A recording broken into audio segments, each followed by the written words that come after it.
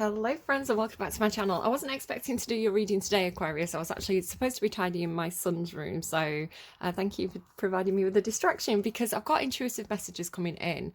So I'm getting something along the lines, and again, I don't know if it's for you, I don't know if it's something that's going on collectively, I don't know if it's some kind of TV show that I'm going to watch. I do have a sneaky suspicion, if I'm honest. There's a little bit of a Handmaid's Tale vibe to it.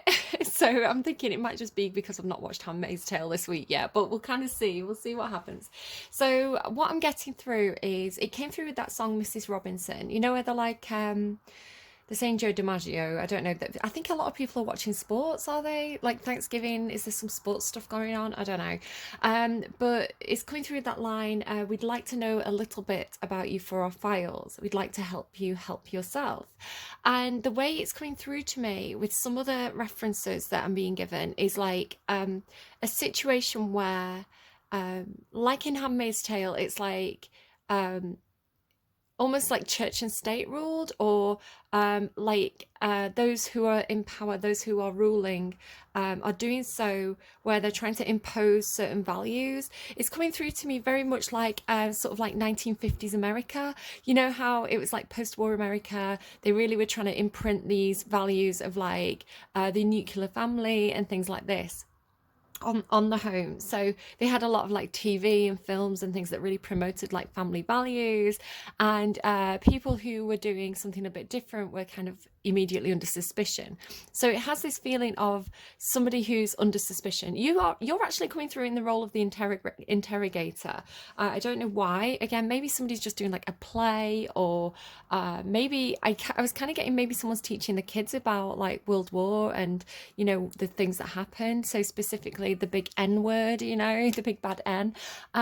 Because I looked, as I was kind of like picking up on all this, I looked at this book called Secret Hunters, which if you Google it's by Ranulph Fiennes, and it is about that kind of period of history and people like tracking people down and that kind of thing. I believe, I don't know, it's not my book. So yeah, they could just be, I don't know, it's like either there's a discussion happening around it, like you're teaching your kids, because I kept on seeing W's as well, like so World War, and the name Kelly and the name Kelly and the name Miles might be significant to someone as well. So yeah, it's like bringing someone in for interrogation, and it's like because they're doing something that is seen as against the policy or against the, it's like this isn't the image we want you to be projecting or something like that. It's like this is, but it's coming through like, let's just have a discussion about this, let's just have a talk about this. So even though they're like, let's just have a talk about this, we just want more information, it is actually coming through like bullying tactics, because it's almost like, that scene in Basic Instincts where it's like a room full of men and one woman. So it's like, or it's like police officers and a child or something like that. It's we just want to have a word with you, we just want to talk to you, but the situation itself is bullying and intimidating is the way it's coming through. So yeah, I don't know what we're going to get from your cards. Just thinking if there's anything else that came through there. I just kind of seen like an interrogation room again. That's been out a couple of times. It's like it's got this feeling of like, tell us your story. How did you meet this person? Like, what did they say to you? So again, it could not be that this person who's being interrogated specifically themselves is part of something, but it could be like, like the wife, say the husband, again going back to like 1950s maybe or something like that. It's like the husband's doing something, he's doing business dealings, the wife is like the homemaker, she doesn't really know what a husband's business is, but it's like bringing the wife in to get info on the husband, something like that. Or like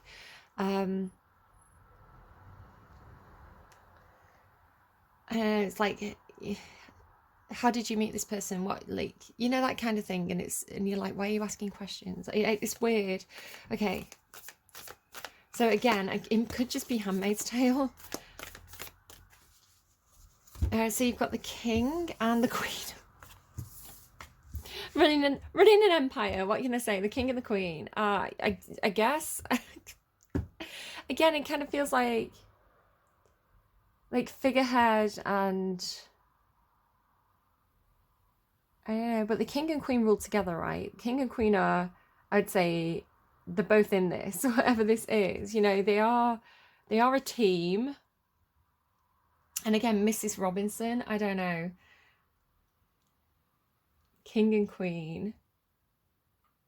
When I am king, I'll need a queen. What's the Kingston town? It came through for somebody in one of the readings. King and Queen. Okay. That's fascinating. That's a fascinating start. Okay. What do we have for Aquarius, please? Father of Cups. His Father of Cups has been all over my readings this week. Okay, Father of Cups. So it could be dealing with a Scorpio, someone with Scorpio placements. You don't have to be. Could be a male, doesn't have to be. Typically, this would be somebody who's got very, very, very deep emotions. They have a huge amount of emotional control. They are normally quite. They may appear to be a little bit stoic on the surface, because the King of Cups, they're so comfortable with their emotions that they don't always need to show them. They tend to be a little bit more guarded about their emotions, but that doesn't mean they're bottling them up at all. It's just that they have kind of like a poker face, I guess you could say. Yeah, it tends to be very intuitive as well. It tends to understand the needs and the emotions of others. So what else do we have, please? We've got the King of Cups. And the Bat. That landed on the Queen. So again, a lot of intuition here. Father of Cups tends to be like socially intuitive, like emotionally intuitive. The Bat is almost like sixth sense. Let's keep going. Let's just keep pulling your cards. Oh, hello. Joe DiMaggio as well. I don't know if that's coming back up. You know, like baseball, like you would have a bat. Maybe this is someone who was a baseball player. I don't know what his star sign was. I don't think I'm reading for Joe DiMaggio. Nine of Cups.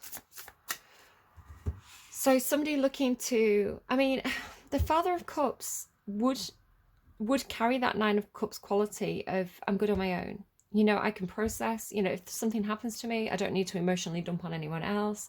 I can take it away, I can process it, I can figure out what that means to myself. You know, I'm not clingy, I don't have attachment issues, I'm not looking for anyone to prop me up emotionally here. I'm all right by myself. And that's not like somebody who needs help and they're denying it. Like the King of Cups is normally genuinely like, I'm all right, I'm emotionally independent, you know, I'm emotionally quite comfortable, I can support myself. So that's not to say that they have to be alone. They can be in relationships with other people. They just approach relationships in a really, really healthy way, actually.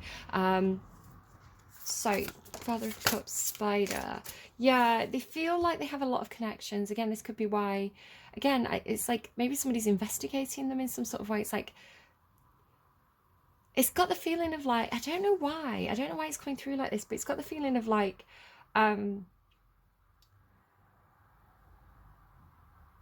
it's like to get close to the Father of Cups, right? To get close to the King, to get close to the Father of Cups, you need to make connections, and you need to, it's kind of like almost like, what's that, 5 steps removed that they say? It's like you have to work your way into there in a circle, right? You have to network to get close to them. I had this dream last night, and it was like I was working with this guy, and he was just, I was in it was my work, but it wasn't my work because I work in a kitchen. So some of the people from work were there, but it's a completely different kitchen. And this guy was saying to me, oh, actually, he was cooking next to me, and he said, oh, actually, I'm the richest man in the world. And I was like, oh, right, really? What kind of car do you drive? And so I don't know. It was like one of those extended dreams with like lots of little random interactions with a lot of different people. And I was like, well, why are you working in a kitchen? It was kind of like my response. I don't know. But that the spider web does talk to me about connectivity, about but also about feeling. So if we're taking the King and the Father of Cups, and the King and the Father of Cups is this spider right in the center of the web, it's been coming through actually with the word silk, and references to the song by Wolf Alice and tarantulas. So I've been getting these silk references, and it's like ruling with a silk glove or something like that, maybe. You know, like people say ruling with an iron fist, but this is ruling with a silk glove. So it's a more Scorpio way of ruling. It's ruling in a way that's kind of like, if you stroke my back, I'll stroke your back. And you know, I understand your needs in this situation. So the Father of Cups in the reverse can be a little bit emotionally manipulative. It's a little bit kind of almost gaslighty, you know, like manipulating people to keep them loyal, keep them close. But he's in the upright, so I don't want to put that on him. But it is somebody who like understands. They understand the social network. They understand their friends, their family, their co-workers. They understand them on a emotional needs level. So if they wish to, they can really,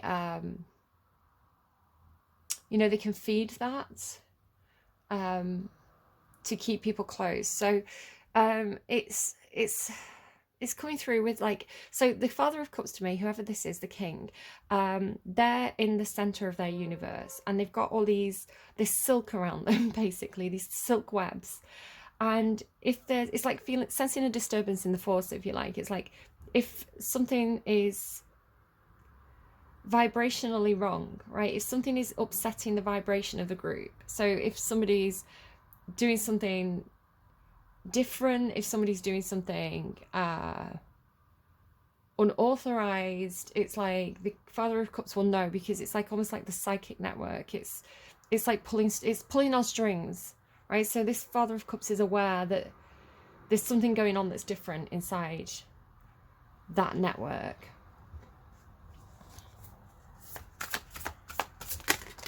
And again, there is this sense of like having a sixth sense. So before I look at this card, Sagittarius had this card here, and it was coming through with like a part of the whole. So for example, a branch of a bank, you know, so it's like or, you know, if you think about different branches of a tree. So it was talking about this network that the King of Cups has, and different sections. So it could be I don't know, different regions of the country, or different offices of this one company. So it's like whatever this branch of this one of the whole is representing, this branch of the tree, this portion of the spider web. Because here as well, it's looking to me like he's do you know, like he's turning around and he's giving out to, do you see what I mean with all these colors? He's like giving out to portions of, it's like he's in the center giving, is how it seems, but he can only give in a range at once. So it's like while his attention's over here, just because the colors, you see like the orangey yellows, it's like while his attention's over here and he's giving this way, he's got his back turned to this area. So maybe this is where the Queen comes in and kind of you know, covers this side while the King's doing his work over here. So it's like, maybe it's something to do with like Charles and Camilla, I don't know. So it's like while he's, because the Six of Pentacles is like the need for like someone in a position to give and someone in a position to receive, normally like financially. So it's like if there's a disturbance in the force over here, like if there's a rumble in the kingdom, it could be that more money needs to be put into that area. So I don't feel like I'm talking to a literal king, but however this applies to you, it could be something that you've been thinking about, you know, like how do you rule? How do you keep people happy? Perhaps you're in charge of a workforce or something. It's like, how do I keep everybody happy? And it's like everybody's pulling those strings, right? Everybody's asking for more money, I guess. But it's like, how do you divide it equally? So I do recommend you go and look at Sagittarius's reading. I'm actually recording this on the day that Sagittarius's reading goes up on Wednesday, so could be definitely a bit of a tie-in there. So it's like they're giving me a specific reference, and now it's to a show called Versailles, which is about one of the King Louis. I think it's Louis XIV, but I could be wrong. And he was trying to keep the people of his kingdom happy in this one episode that I'm thinking of. And a lot of people were really sick. And there were all these soldiers, like all these soldiers who had gone out and fought for him. You know, they'd gone out and fought wars for him, and they were coming back and they were injured. And so he built this massive hospital. It was like a big public hospital for the war soldiers, basically. So it's like, here's my gift to you as this big generous king. I've given you this, you know, I appreciate your service so much that I've built, you know, it's like I appreciate your service and your loyalty to me.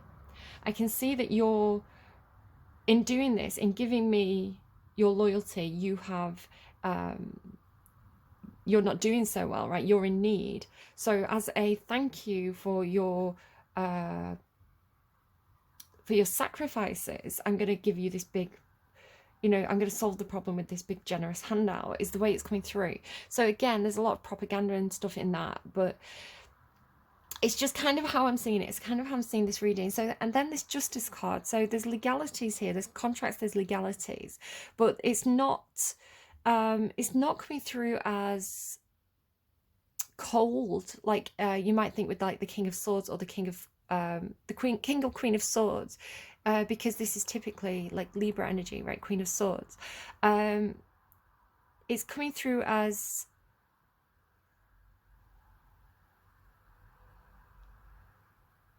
something to do with legalities, but something to do with wanting people to feel emotionally independent, I want to say. So it does feel to me like this Father of Cups is trying to do the right thing, at least. Like, they're not, again, it's like not being the Father of Cups in the reverse, who would be emotionally manipulative, and almost like gaslighting people to keep them close. This feels more like recognizing that they're in a position to support people around them.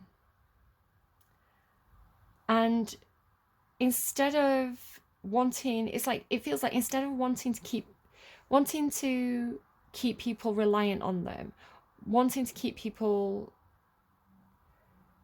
in that position of need, it's like, well, they don't want you to feel, it's like this king, it feels like a good king, actually. It feels like saying, I don't want you to feel like you have to be loyal to me.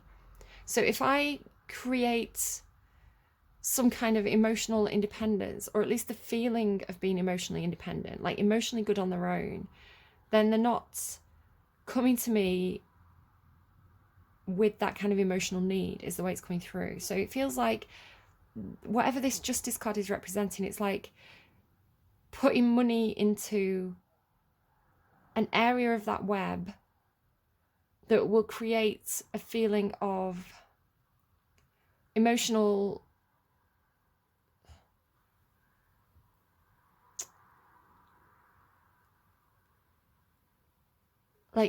satisfaction. Do you see what I mean? It's like, because he could keep people needy, he could keep people like emotionally wanting more from him, but he's not. He's like, I'm gonna teach you how to teach yourself, Mrs. Robinson, right? I'm gonna teach you how to help yourself. Okay, so perhaps this king is some kind of it could be that this king is some kind of like a self-help teacher, some kind of like spiritual guru or something like this. It's like, it could be that this person runs some kind of like self-help group, or it's like, maybe I've been watching that Stutz as well. I'm only halfway through it, but if you've seen it on Netflix, it's Jonah Hill and his therapist, and basically Jonah Hill's trying to get the tools that this therapist has given to him out to the general public to help more people. That's kind of the idea behind it, because I think his therapist is not that well known and he's getting a bit older, so he's like, I don't want his wisdom that's been so beneficial to me to be lost. I want to get this wisdom out there so that more people can benefit from it. So it has that feeling of like, it's like somebody who's like a therapist, right? So they emotionally help people, but they also seem to be giving something practical as well. It's like they're giving them perhaps the practical tools, or like but it feels like money, so I'm not sure. So it's like the king is on his throne. People are coming to see him and say, please, can I have, like, these are all my problems, I need help. And the king is like, okay, I can give you financial help. But the king's also noticing that people are coming to him for spiritual leadership or emotional help, or it's like, again, it's that feeling, like I said right at the beginning, it's like the feeling of like church and state. So it's somebody who's carrying, it's like they're not just giving money, they're giving love, right? It's making me think of I was talking in one of my readings about how in ancient Rome, one of the important civic positions that were part of the career path of the ancient Romans was, I think it was it's like ADO or something. It's like AED. I can't pronounce it. Listen. words are hard, but it's one of the civic positions, and it was in charge of the finances and the money of Rome. And they were in charge of like making new coins, paying the soldiers, all this kind of thing. And so what they do is they put either their own face on it, or they put their own like family crest, or a motif to represent like the myths of their family on the coinage. So it was like getting their name known, so that when they ran for election further on down the line, then people knew the family, right? They knew the name. So apparently this is something that's been going on with the US elections. I don't know firsthand, right? I need to really quantify this with, I don't have first-hand evidence of this. This is just something that somebody told me in discussion. But apparently there was something where people were going around and kind of like going door to door and giving people money. I don't know if it's like his help with your heating bills, or like his money towards, I don't know, something to do with the election. It was like bribery almost, right? But it was like, remember who gave you this money. So I don't know. Again, that's not a fact that I can put weight behind. I don't know this. It's just secondhand information that I've been given. But again, it's that kind of thing of like keeping people sweet, almost keeping people sweet. So then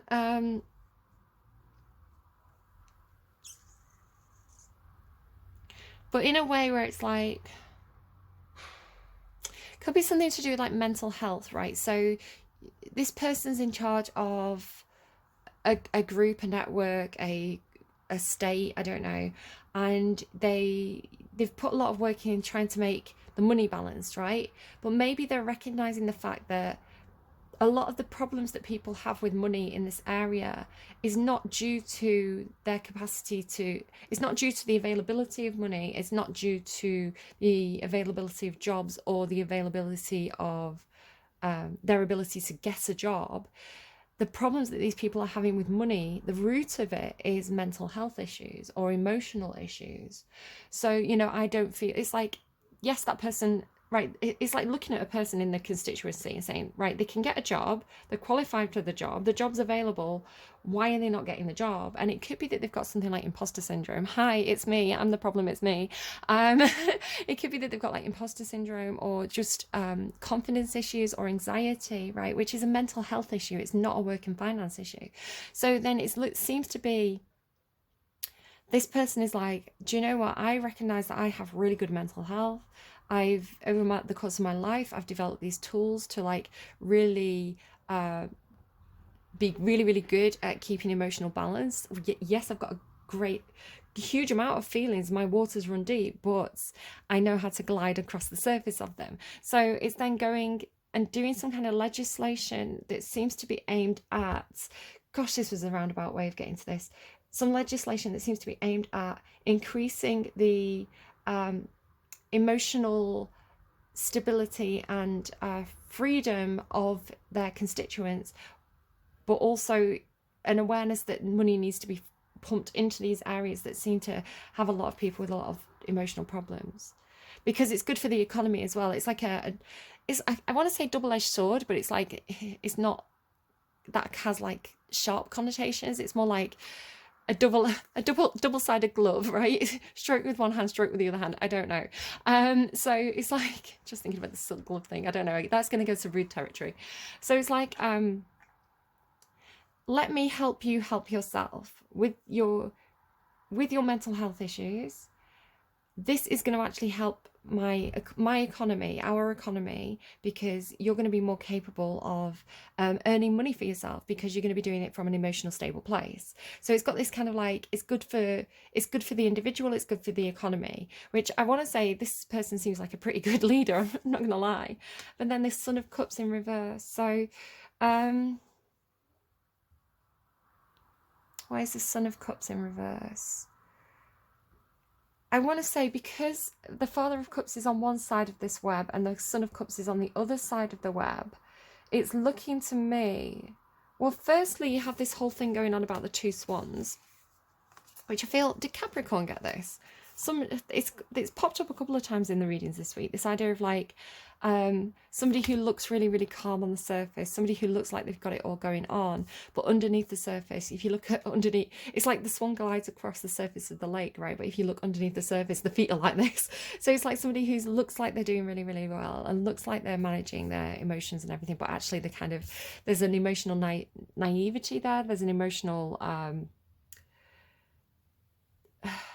insecurity, with it being the Son of Cups. But there's also something, the Son of Cups is also something that's like not being expressed, or somebody who doesn't know how to express themselves emotionally. Again, it's like, it could be literally father and son, right? It's like this son doesn't know how to, like the dad's great. The dad's like emotionally stable. The son is like, just feels like, or it doesn't have to be the son either. It's like somebody in this network who has an emotional immaturity, right? They're not in the Father of Cups energy yet. They're not even in the Knight of Cups energy yet. They're in the Knight of Cups in reverse. So this is there's a problem, and it's an emotional problem. And the problem is me. I don't know. Keeps coming up. So, but again, this Father of Cups seems to be aware of this and seems to be trying to help. Or is the Father of Cups distracted with whatever project they've got going on here? And they've not quite... Maybe it's like the Mr. and Mrs. Robinson, right? Mr. Robinson's busy running his election campaign. So Mrs. Robinson is taking care of the children at home, or, you know, he's off doing politics and she's touring the hospitals, if you think about like Princess Diana. So it's, you know, the children's hospitals, could be something like that. And again, I said that song, didn't I? When I am king, surely I will need a queen. And I would say yes, if the king doesn't have a queen right now, there's at least an awareness that, do you know what, there's only so much that I can do, and you know, I can only turn in one direction at once. And if I'm busy over here and I've committed to helping this area, I need somebody who also can bring in the same energy as me, like the same, you know, source of comfort, the source of acknowledgement, the source of the symbol of hope, the promise that something will be done, that, you know, they're not being ignored. I need another version of me to be this representative, right? I need the feminine. So it could be something like that happening there. I don't think the king and queen have ever come out together like that. Whoa, okay, yeah. Okay, the deer there. The deer's been out all week. So the Panther, it looks scary, right, guys? It looks scary, but it's not a scary card. The Panther is actually a very, very, very powerful card, and I'm really glad it's come out in relation to this queen.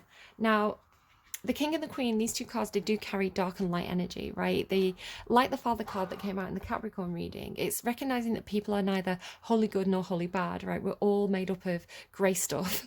Literally grey matter, right, is our brains. So the wonderful thing about the queen with the panther card represents somebody who knows the darkness. They have walked in the darkness. They know the dark underbelly of society, right? They are familiar with it. So being familiar with this energy, this dark underbelly energy, they know how to navigate it. So the deer, if the queen, say the king was picking his queen and he picked a deer, so somebody, I guess, like Princess Diana, right, all doe-eyed and sweet, but very naive. If you think about, I mean, there's a lot of celebration of some of the things that Diana did at the moment with, like, for example, the revenge dress. People really are like, I don't know, that's a big thing at the moment, Diana's revenge dress, when, you know, she broke up with Charles and she was like, I want you to see how hot I am, you know, that kind of thing. But, you know, and she was playing to her strengths with that, because one of her strengths was that she really understood fashion, and she really did have an eye for style, and she really did look very glamorous in a lot of the clothing she wore. So she really was like a style icon, and she played into that strength, which was brilliant of her. And I want to say that anyone who saw her as this and sees her as a who sees her as a victim, which to an extent, yes, she was. She was also very jammy. She also, if you really pay attention to Diana, she wasn't stupid, right? She she was aware of the darker energies around her, but she was very good at cultivating this image of the damsel in distress, you know, the Cinderella. So she was smarter than people give her credit for, I'd say. So was she Cancerian? I always think she's Pisces, but I think she might be Cancerian. She's got interesting placements. I'm going to look that up. I don't know why, but hold on. Okay, that's interesting. She has an Aquarius moon. So I think that might be what they were getting me to. Maybe some of you also have an Aquarius moon. Um, so I'm on astro charts, just in case you're wondering where I'm looking up a birth chart.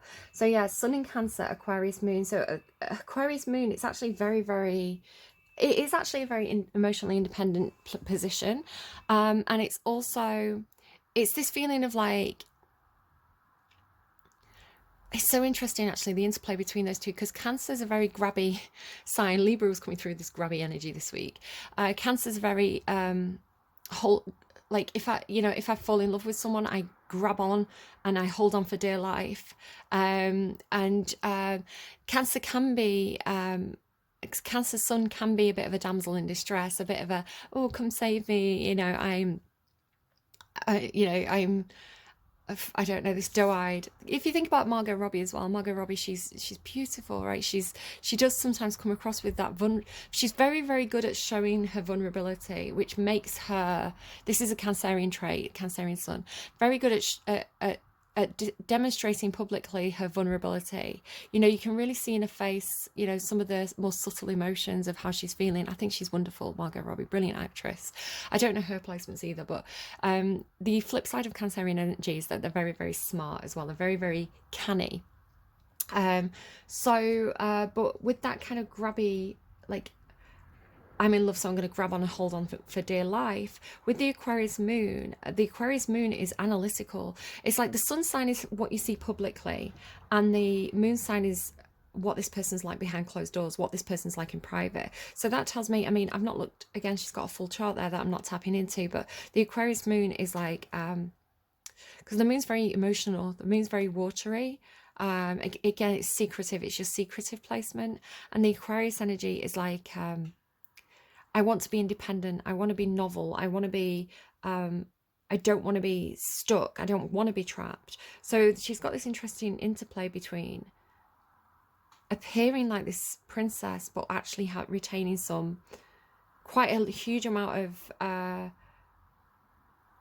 behind closed doors, like analytical skills about her emotions. So I don't know why that's coming up like that, because of course she's the queen, right? It could be interesting to do a comparison. I have done it before between Camilla and Diana's birth charts, because they're both Cancerians, I believe.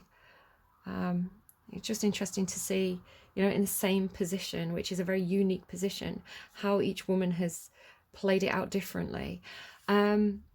Anyway, so yeah, if someone was like wholly this dear energy, it's the very, very vulnerable, the very naive, very easily taken advantage of, and you don't necessarily want that for the queen. This is more like the princess, right? This is more like the maiden, the princess, the person figuring out, having the life experiences that teach them how to have this, so that they can be an effective queen. Look, she's holding a asp, for example. This is not a sweet, innocent, naive person. So it's like, how do you maintain? They're giving me a song. They're giving me Milkshake by Khalees, where they say, at the same time, maintain your halo. So it's like, maintain this sweet and innocent public image, but this is what you seem to need. Somebody with their wits about them, somebody who understands the nature of the predator, right? Because it's like, they find that part themselves within them. Because it basically, the panther spirit is within all of us. But it comes out specifically when tapping into divine feminine energy, because it's the energy of the high priestess who sees in both black and white, right? The high priestess who knows but doesn't necessarily say things. The high priestess who has tact and has the you know, the intuitive knowledge to know where the dangers lie, basically. So that is really interesting, very powerful. I mean, the Queen with the Panther spirit, that's really powerful, and it's very positive as well because it's in the upright. It's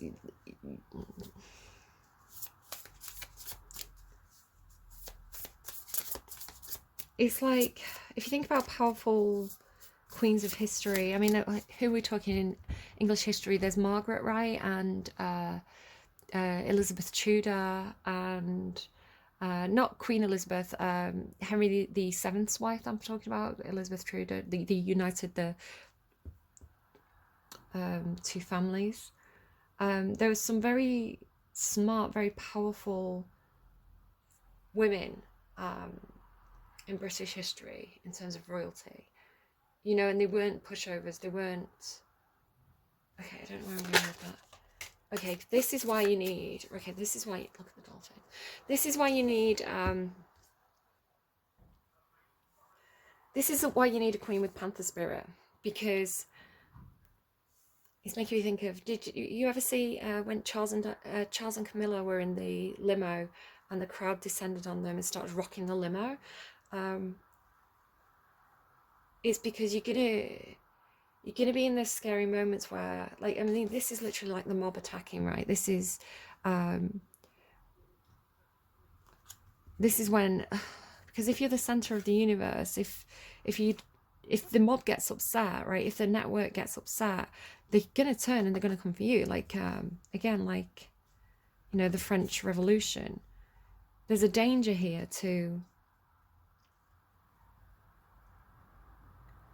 there's a danger here for being at the center of this network, because the bigger your network grows, the more people are responsible, right? The more responsible you are for more and more people.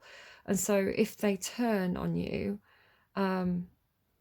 you really don't really stand a chance. So the panther is like, the panther is, the Father of Cups and the panther is like being able to feel, it's like being able to sense the vibrations, being able to sense when there's a rumbling, when there's something not right, when there's something, when there's some upset in the network.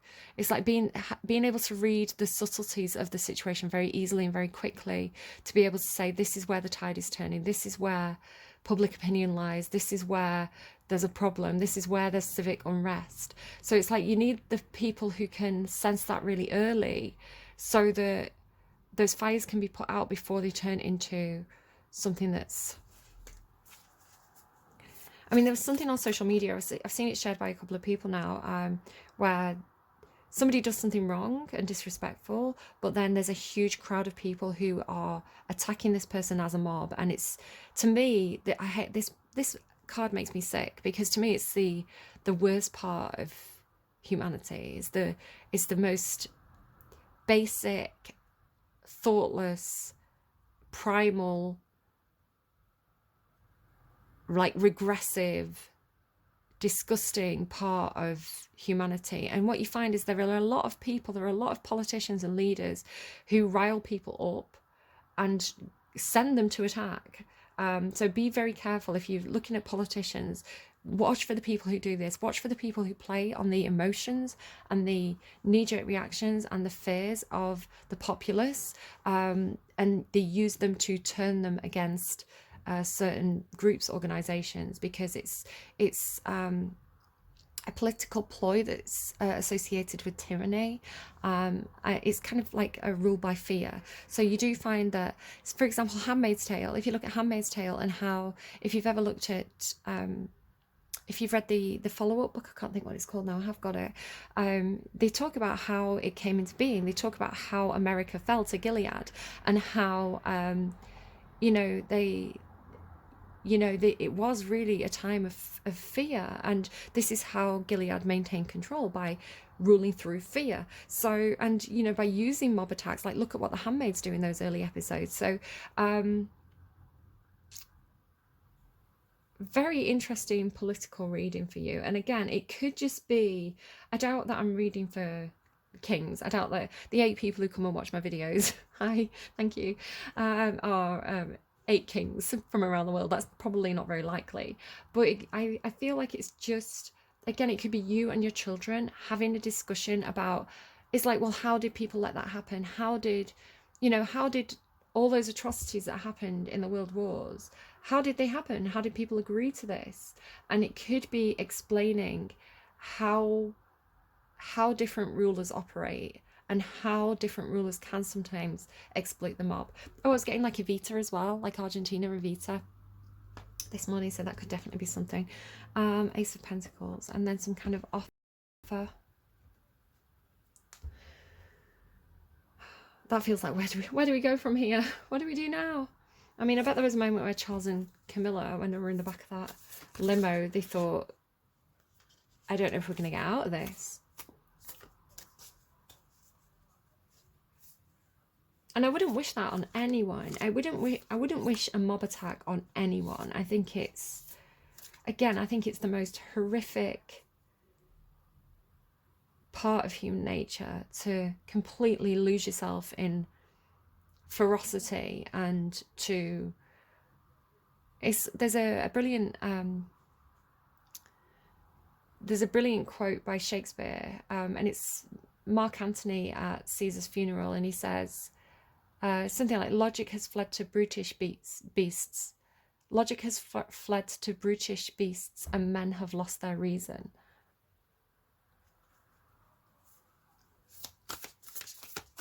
It's like men are like, it's like saying the animals have more composure and logic, and it's like putting like animals above humans, because the human basal nature of being so like in the id. I was watching like what's it, cinema therapy about Fight Club. It's like when people lose themselves to their id, and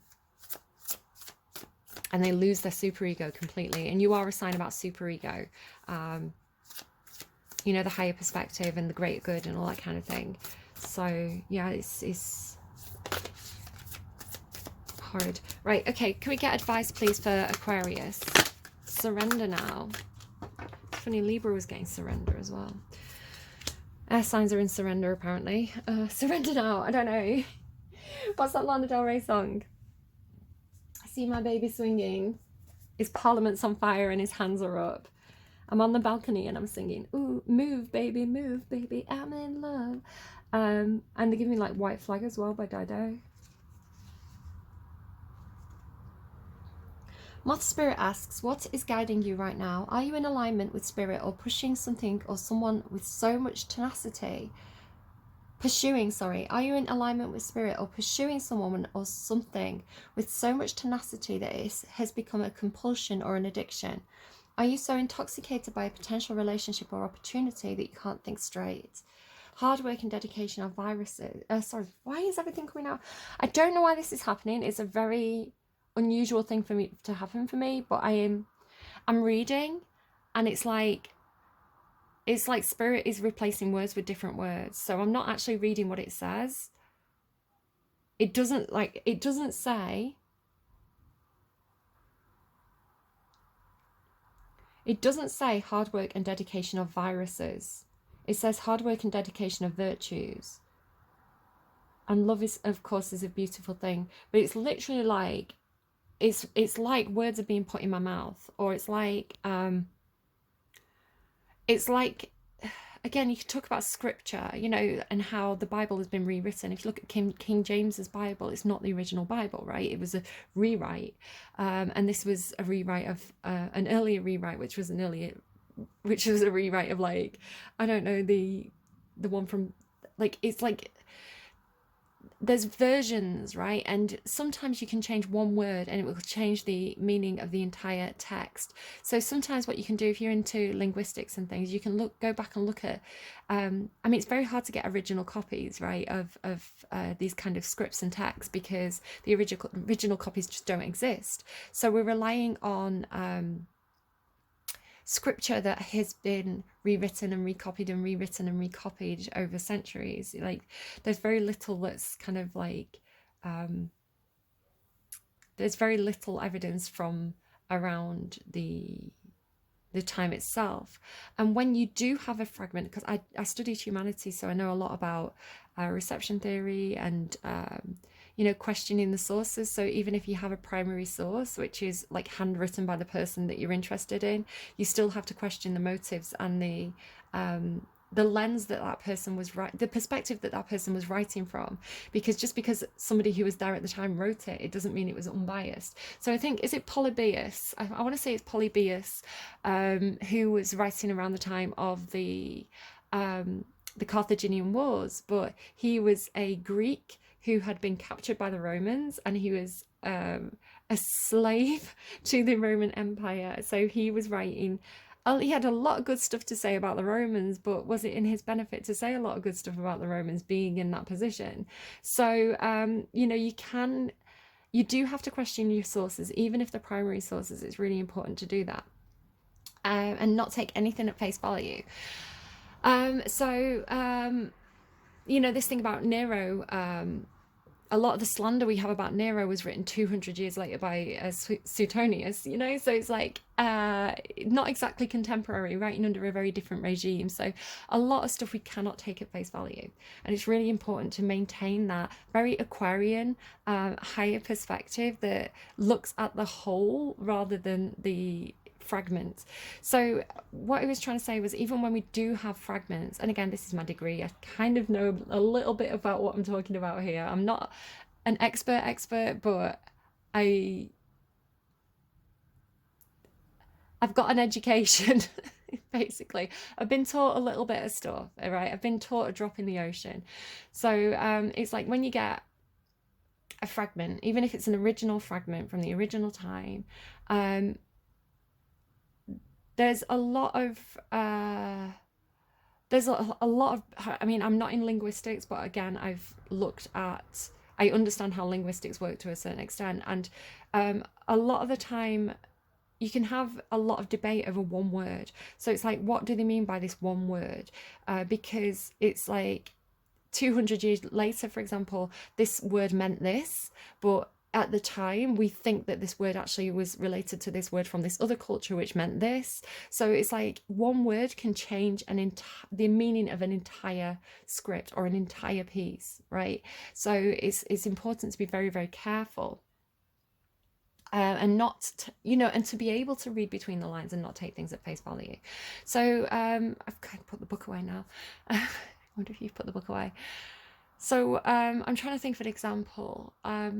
So the word romance, right? Romantic. If we say, oh, I read a romantic book, now in our time, in the 21st century, we're talking about, oh, I read something where two people fell in love, and then there was a misunderstanding, and then, you know, the guy chased the girl, and then the girl chased the guy, and then they made it up at the end, and they had this beautiful, then they got happily married. You know, when we talk about romance, it's like the theme of love. That's not what the word romance meant in like the romantic period, for example. So if you go back to, like, I don't know, 1700s, romance meant an adventure. It meant almost like a fairy tale, right? So not a fairy tale that's to do with love, but a fairy tale that's like this epic adventure where unusual things happen and it takes you out of the ordinary and puts you into the fantastic. So this was the original meaning of the word romance, and we use it in a different way now. So this is what I'm talking about. If we come to a certain script or a certain history book, or a certain piece of scripture with our own lens from our own time, we could very easily misunderstand or misinterpret what the original author meant. And it's really important to recognize that. It's really important to recognize that reception theory, you know, the reception lens, reception theory is a real factor and a real thing. And it's reception is all the time in everything, right? You can't get away from it, because the second you read a piece of book, that's you recept it, like that's you doing reception of that work. So it's like whenever something is perceived or received, it goes through your own filters and your own lens of your own understanding of the world. So you know, 100 people could read one book, and each one of those 100 people could take something slightly different from it, because they're all reading from a different perspective. So reception theory should be taught more often in schools, I think, is what I'm saying. So I'm going to bring it up so you can read what I'm reading, because I'm getting annoyed with my inability to read. Moth Spirit asks, what is guiding you right now? Are you in alignment with spirits or pursuing something or someone with so much tenacity that it has become a compulsion or addiction? Are you so intoxicated by a potential relationship or opportunity that you can't think straight? Hard work and dedication are virtues, and love, of course, is a beautiful thing. However, when Moth Spirit appears, it's time to consider if you've gone over the edge in a relentless pursuit, workaholism, overeating, perfectionism, or addiction to certainty, or even to a person maybe your current vice. The form of your addiction does not matter so much as awareness of the consequences of remaining persistent when moderation is needed. Let go of the excess energy by channeling it in more than one direction. The fire burns hot, and you do not want to be engulfed by your passion to the exclusion of all the other pursuits that matter to you. Something that popped out up here, addiction to certainty. So this is what I was kind of picking up on the reading. I got two things then as I was reading that. The first one was that Libra was getting this thing about you can't control other people's reception of you, right? You can only say your truth, and then how people interpret that you have no power over. So if people want to see you as the bad guy, you know, you can keep stating your case, but if they're determined to see you as the bad guy, if they've already made up their mind, then like you have to let go of that. You have to let go of the need to control how others perceive you. And then the idea of addiction to certainty is making me think of, again, if we roll back to how examples historically of where the police have built a case against someone because they simply didn't like them, because the police decided that that person did the thing, right? So it's like, rather than finding, there's so many examples of it, you know, like so many people who have had the cases reviewed or thrown out because, you know, the police had already made up their mind, and then they found the evidence to support their view, rather than the way that you're supposed to build a case, which is to find out who actually did it. You know, it's like they'd ignore evidence that didn't fit with their idea of what had happened. It's also something that happens, and again, I don't want to get myself into too much trouble, but you can see it with some historians now. And I would say that not very good historians, that, you know, despite, again, this is the problem with, I'm there like, I've got a degree in humanities, so I understand a little bit. I don't claim to understand everything, but you do find some people who do claim to know everything, and they do want to sell their books, and they do want to put forward a certain narrative. And so they will ignore evidence that doesn't fit. And you're taught not to do this. If you do this, if I did this when I was doing my degree, if I ignored evidence that was contrary to the opinion or the argument that I was trying to make, I would be called out by my professor. So I was taught, and I got very successful at this. I got very, very good high marks on my essays. You really need to get a solid argument. You have to look at all the evidence that is available to you, and you have to be taken seriously in the academic world. You really need to say, a lot of the evidence supports this view. However, there's evidence here that contradicts it. I would say, based on the overall evidence, this is the primary stance to take, but we must acknowledge these kind of other things. And it's a way of academics covering their own back as well, because then if something happens and more evidence comes out that supports this view, you've acknowledged it, right? You haven't denied it. Where what happens, and you can see it with some academics, they build a very, very convincing narrative based on whatever book they're trying to sell, whatever narrative, whatever view they've got. They ignore evidence, or they dismiss evidence. They present their evidence that supports their view, and then something will come out, like archaeologists will discover something and say, oh, we found this thing that completely contradicts everything, this entire book that this person wrote, absolutely like thrown out the window now because of this new thing that we've found. So, and then it's like that person looks stupid right then, and then they're discredited. So just be very, very wary of people who are like, I know that I'm right, I have all the facts, and just pay attention to the people who are saying, you know, this is the evidence we have, however, you know, we're not 100% sure. It's like when people, there's something here about people want to believe in a strong leader, right?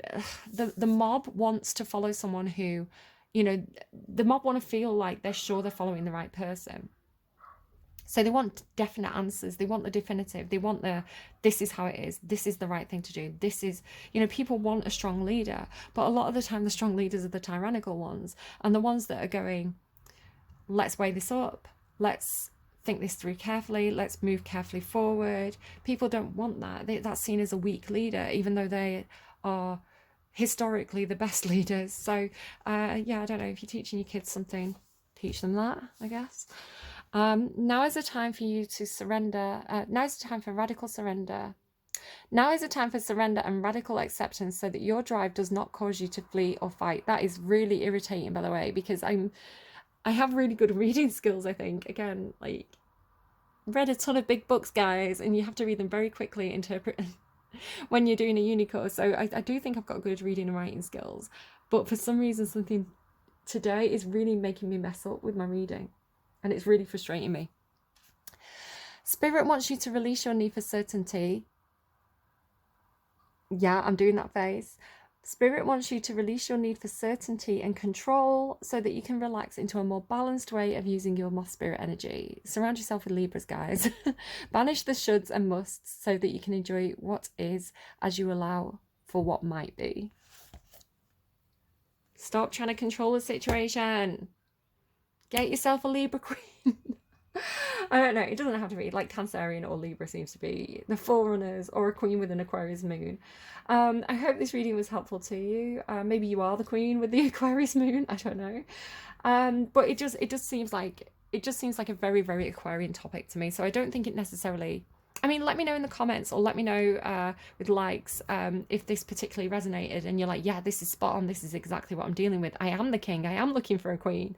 Or if you're like, again, it feels more like just Aquarian energy and Aquarian topics and Aquarian areas of interest coming through. So I enjoyed that reading. It's very much, I could have a good natter with an Aquarius. We could put the worlds to rights. Yeah, take it or leave it. I don't know. I'm going to go. Do take care of yourselves. Oh, I need to get you I'm just thinking I need to go and tidy my son's room. I need to go and pick him up off the floor where he's curled up in a duvet. And then clean the floor. It's very much like Stigger the Dump. Did you read that when you were a kid? Stigger the Dump at the moment. So, can we get a totem for Aquarius, please? The forest. Take it as it resonates, leave it if it doesn't. Watch out for references to forests. Maybe you're going to go to a forest. Maybe, I don't know, you're going to watch Forrest Gump. I don't know, but watch out for forests because that's your totem for the week. It could be a sign from spirits if you've seen references to them. I'm also seeing one, it's 12:22 as I pick up my phone. So I'm seeing 1222. So watch out for repeating number twos. Again, maybe check out Libra. They had a lot of stuff about the number 20. Let's get you a song. If I can, my internet's a bit bad today.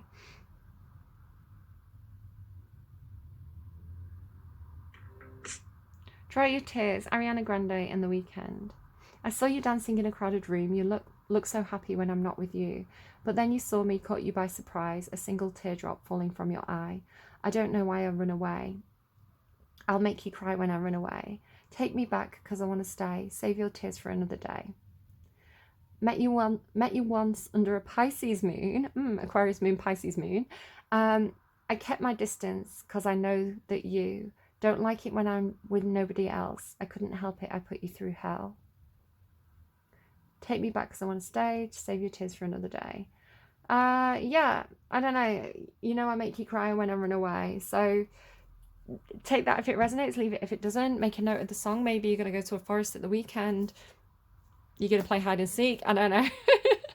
Take care of yourselves. I'll see you again soon. Bye, Aquarius.